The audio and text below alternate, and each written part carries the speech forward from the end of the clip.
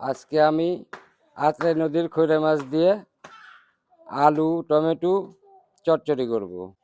এবার আমি পেঁয়াজ দিয়ে দিলাম, মরিচ দিলাম, মরিচের গুঁড়া, বাটা মশলা, পরিমাণ মতো লবণ, তেল দিলাম। এবার সুন্দর করে মাখায় নেব।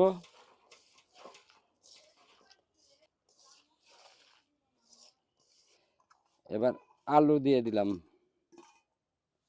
দেওয়ার একটু মাখায় নেব। এবার দেব আত্রাই নদীর খৈরা মাছ, আবার একটু মাখায় নেব।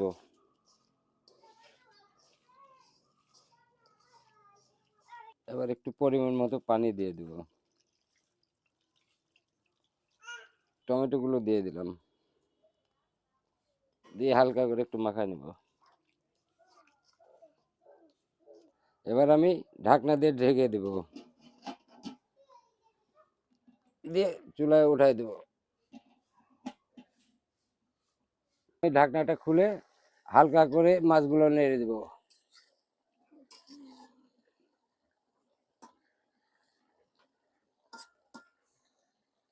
ঢাকনা দিয়ে আবার ঢেকে দেব।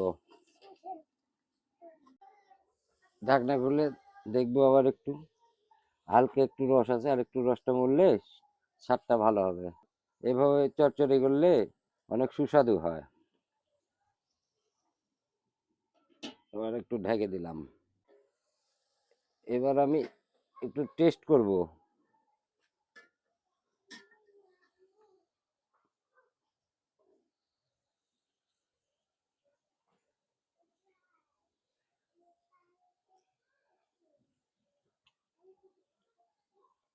অনেক সুস্বাদু হয়েছে।